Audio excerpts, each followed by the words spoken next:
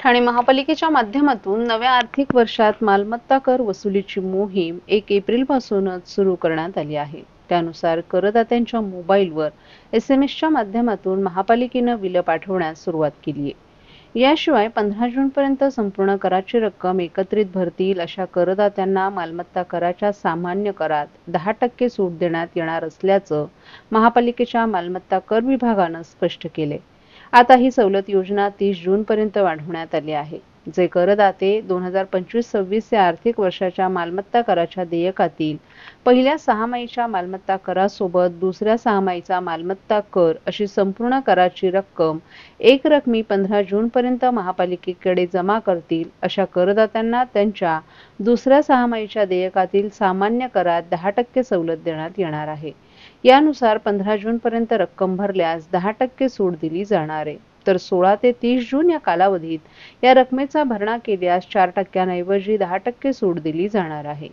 1 ते 31 जुलै या कालावधीत भरल्यास 3% आणि 1 ते 31 ऑगस्ट या कालावधीत भरल्यास 2% सवलत दिली जाणार असल्याची माहिती महापालिकेच्या मालमत्ता कर विभागाने दिली आहे। महाराष्ट्रातील भगिनींना आधार देणारी राज्य शासनाची मुख्यमंत्री माझी लाडकी बहीण योजना। या योजनेअंतर्गत अल्प उत्पन्न गटातील 21 ते 65 वयोगटाच्या भगिनींना मिळणार दरमहा 1500 रुपयाची मदत। अर्ज करण्यासाठी 31 ऑगस्ट 2024 पर्यंत मुदतवाढ। कुटुंबाचं वार्षिक उत्पन्न 2.5 लाख रुपयांपेक्षा कमी असलेल्या महिला पात्र। कुटुंबाकडे पिवळं किंवा केशरी रेशन कार्ड असल्यास उत्पन्नाचा दाखला आवश्यक नाही। पांढरं रेशन कार्ड असेल किंवा रेशन कार्ड नसेल तर कुटुंबाचं वार्षिक उत्पन्न 2.5 लाखांपेक्षा कमी असल्याचा दाखला आवश्यक। योजनेसाठीचा ऑनलाईन अर्ज नारी शक्ती दूत ॲप वरून किंवा पोर्टलवर भरता येईल। ज्या भगिनींना ऑनलाईन अर्ज भरता येत नसेल त्यांच्यासाठी अंगणवाडी, ग्रामपंचायत, वॉर्ड ऑफिस, सेतू सुविधा केंद्रामध्ये किंवा आशाताई बचत गटाच्या CRP यांची मदत उपलब्ध। आता आपल्याला अभिमानाने म्हणता येईल, सुखी आणि सुरक्षित आहे माझी लाडकी बहीण।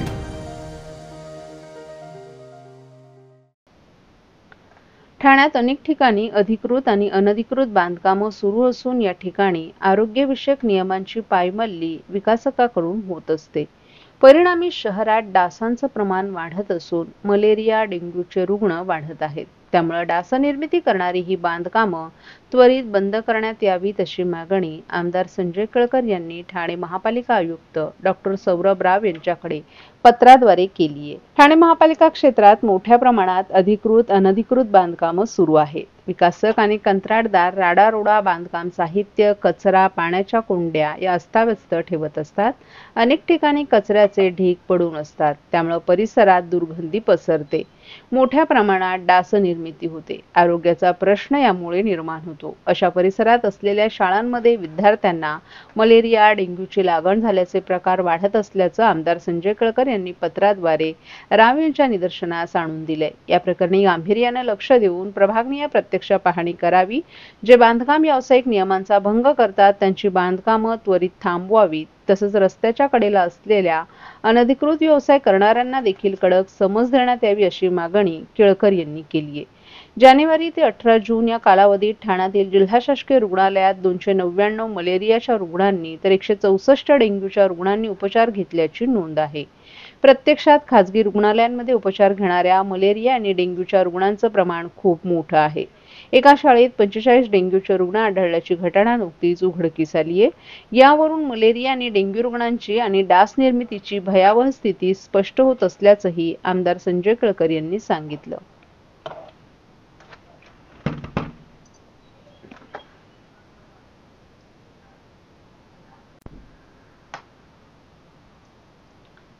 ठाणे महापालिकेच्या शाळेच्या 26 इमारती धोकादायक झाल्याने त्यांची दुरुस्ती करण्याचं काम पालिकेच्या सार्वजनिक बांधकाम विभागानं एप्रिल महिन्यात हाती घेतलं। मात्र यातील काही शाळांची कामं पूर्ण झाली नसतानाच त्या ठिकाणी शाळेचे वर्ग भरण्यास सुरुवात झाली असून यामुळे दुरुस्ती काम करणं शक्य होत नसल्यानं आता सुट्टीच्या दिवसांमध्ये ही कामं करण्याचं नियोजन पालिका प्रशासनानं आखले। पावसाळ्यात धोकादायक इमारत कोसळून दुर्घटना घडू नये यासाठी ठाणे महापालिका दरवर्षी पावसाळ्यापूर्वी शहरातील धोकादायक इमारतींची यादी जाहीर करते। याशिवाय पालिकेच्या मालकीच्या इमारतींचीही तपासणी करते। त्यामध्ये धोकादायक इमारतींचं C1, C2A आणि C2B आणि C3 अशा 4 टप्प्यात वर्गीकरण करण्यात येतं.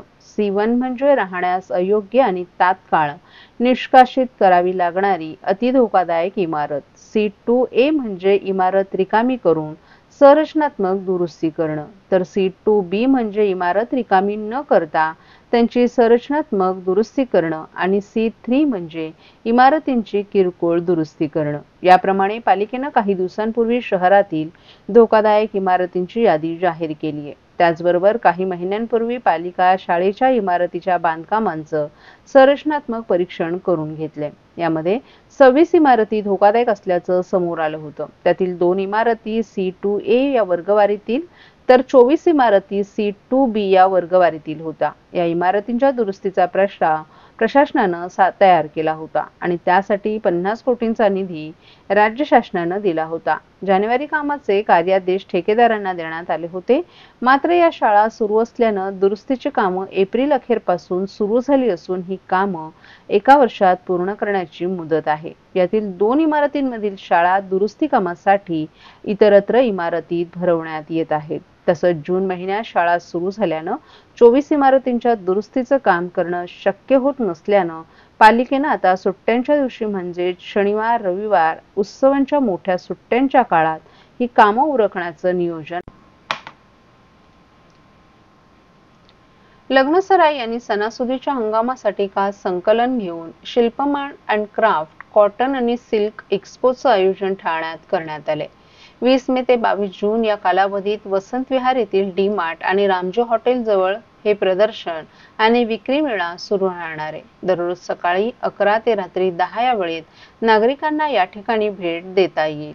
या एक्स्पोमध्ये सर्व प्रकारचे साचे, suit, dress material, stalls, kurti, fashion jewellery, पारंपरिक फुटवेअर, खादीचे shirts, pots, murals, brass articles, घर फर्निशिंग, पॉटरी, फर्निचर अशा विविध वस्तू एकाच ठिकाणी उपलब्ध आहेत.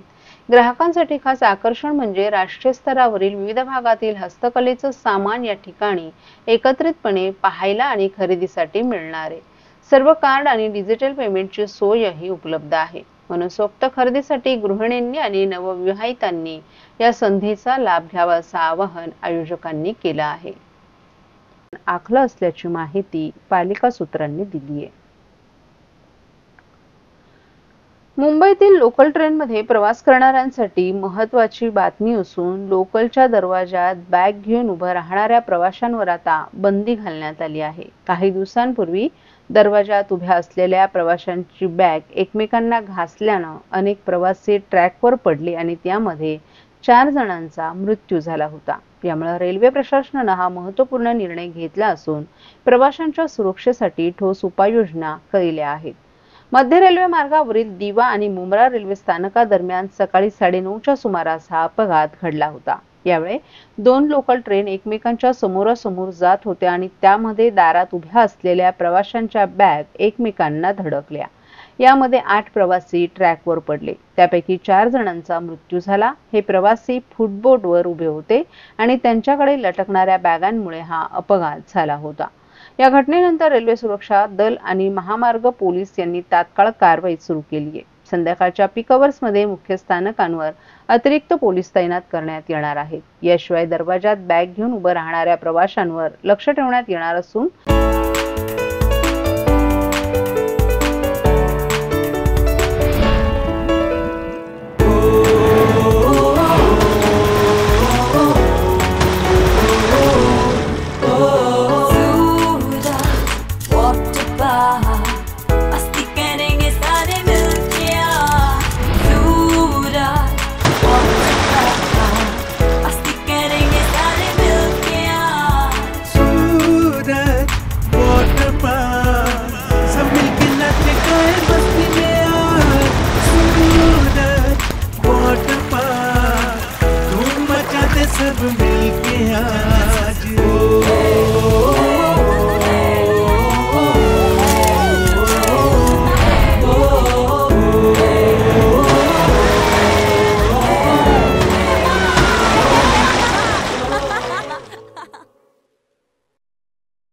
त्यांना रोखण्याच्या सूचनाही देण्यात आल्या आहेत.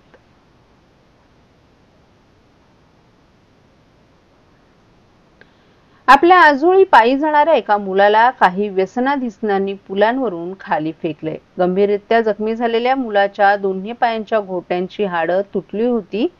असतानाच उपचारांसाठी त्याला सिव्हिल रुग्णालयात आणल्यावर घोट्यांची जोखमीची यशस्वी शस्त्रक्रिया पार पडली आहे. खर्डी रेल्वे स्टेशन जवळच्या गावात राहणारा कृष्णा मुकणे, वय वर्ष 15, आपल्या आजीकडे चालत संध्याकाळच्या सुमारास जात होता. समृद्धी महामार्ग येथील पुलावरून जातेवेळी नशेत असलेल्या काही अज्ञात व्यक्तींनी दरम्यानच्या वेळेत कोणतंही कारण नसताना कृष्णाला उचललं आणि पुलावरून खाली फेकलं. मात्र खाली पडून कृष्णा जबर जखमी झाला होता. त्याला उठता देखील येत नव्हतं. जवळच काही कामगार काम करत होते. त्यांनी कृष्णाची माहिती घेऊन कुटुंबियांना कळवलं. दोन्ही पायांच्या घोटाला मार बसल्यामुळे त्याला तात्काळ ठाणे सिव्हिल रुग्णालयात दाखल केलं. कृष्णाच्या दोन्ही पायांचे एक्स-रे काढल्यावर घोट्यांची हाडं मोडली असल्याचं समजलं. सिव्हिल रुग्णालयात गेल्या काही वर्षात गुंतागुंतीच्या जोखमीच्या शस्त्रक्रिया यशस्वी होत आहेत. मात्र कृष्णाची काहीशी आव्हानात्मक शस्त्रक्रिया होती. जिल्हा शल्य चिकित्सक डॉक्टर कैलास पवार, अतिरिक्त जिल्हा शल्य चिकित्सक डॉक्टर धीरज महांगडे यांच्या मार्गदर्शनाखाली शस्त्रक्रिया करण्यात आली. 15 दिवसात कृष्णाच्या दोन्ही घोटांच्या एकूण 3 शस्त्रक्रिया यशस्वी झाल्यात. एका पायाला जखम असल्यानं एक शस्त्रक्रिया विलंबानं करावी लागली होती. या शस्त्रक्रियेसाठी अस्थितज्ञ doctor Vilas Salve, doctor Ajit Bhusagare, doctor Mayur Nagargoje, doctor Deepesh Patil, भूलतज्ञ डॉक्टर रुपाली यादव आणि sister Gaikar, Patil sister, Rani sister, Bhakti sister आणि कर्मचारी ठाकरे मामा, मिलिंद मामा, मदन मामा आणि नितीन मामा यांनी अथक परिश्रम घेतले. अज्ञात व्यक्तींनी आमच्या कृष्णाला पुलावरून खाली फेकलं. जखमी अवस्थेत बघितल्यावर आम्ही सर्वच जण घाबरलो. परंतु सिव्हिल रुग्णालयानं कृष्णावर जे उपचार केले यासाठी त्यांचे आभार मानावे तितके कमीच असल्याचं कृष्णाचे वडील दिलीप मुकणे यांनी सांगितलं. तर कृष्णाच्या शस्त्रक्रियेसाठी खासगी रुग्णालयात मोठा खर्च आला असता. परंतु सिव्हिल रुग्णालयातील डॉक्टर आणि कर्मचारी वर्ग रुग्णांसाठी नेहमीच देवदूत होऊन काम करतात. शस्त्रक्रियेसाठी रुग्णालयात अत्याधुनिक उपकरणं ठेवण्यात आली आहेत. यामुळे खासगी रुग्णालयात होणाऱ्या जोखमीच्या शस्त्रक्रिया देखील सिव्हिल रुग्णालयात होत असल्याचं जिल्हा शल्य चिकित्सक डॉक्टर कैलास पवार यांनी सांगितलं.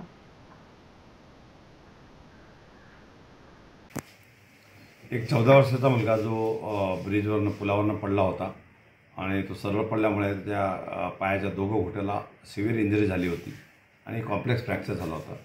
डिफिकल्ट सर्जरीज होती. 3 तारखेला तो पडला, 4ला आमच्याकडे ॲडमिट केला. डायरेक्ट खर्डीवरून आला होता. डॉक्टर साळवे, डॉक्टर धीरज महागडे, ऑर्थोपेडिक सर्जन दोघांनी मिळून पेशंटला असेस केलं. त्या पेशंटला इथे पुढे जायला तयारी नव्हता. तरी इथे ऑपरेशन करायचं सांगितलं, आम्हाला विनंतीच केली होती आणि आम्ही ठरवलं की पुढे इथेच करू ऑपरेशन.